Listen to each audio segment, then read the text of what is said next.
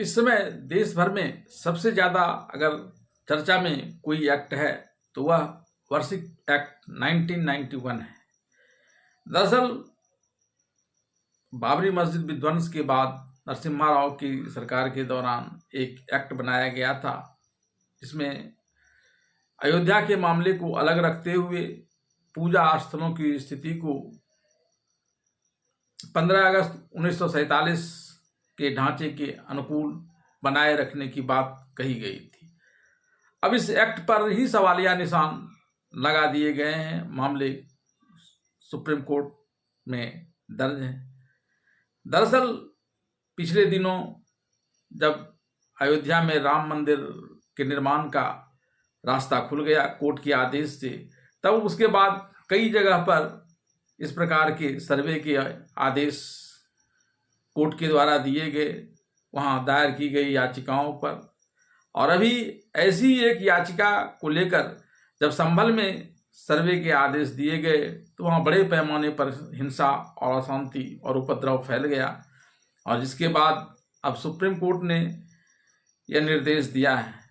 Chief justice Khanna ने यह आदेश देते हुए कहा कि जब तक सुप्रीम कोर्ट अब इस मामले में कोई फैसला नहीं कर लेता है, तब तक नीचे की कोई भी अदालत इस मामले में कोई फैसला नहीं सुनाएगा, न कोई सर्वे के आदेश जारी करेंगे और न ही कोई नया केस इस मामले को लेकर दर्ज किया जाएगा। और इस बीच 4 सप्ताह के अंदर केंद्र सरकार को इस मामले पर अपना हलफनामा दायर करने के निर्देश भी दिए गए हैं, और इसके बाद ही अब आगे की सुनवाई की जाएगी।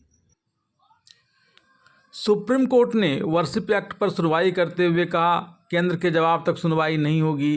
कोर्ट ने केंद्र सरकार को हलफनामा दाखिल करने का निर्देश दिया है।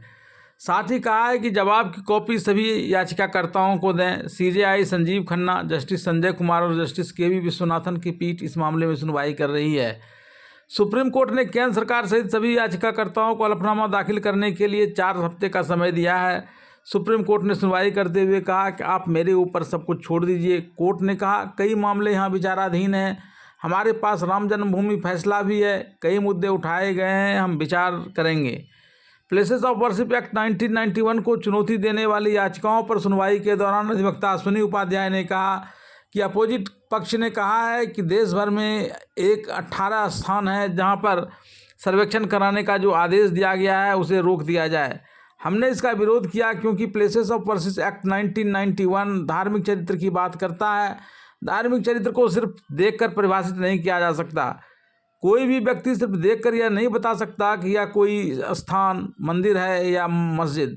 सर्वेक्षण अवश्य होना चाहिए। बाबर, हुमायूं, तुगलक, गजनी और गौरी के अवैध काम को वैध बनाने के लिए कोई कानून नहीं बनाया जा सकता। यह कानून पूरी तरह से भारत के संविधान के खिलाफ है।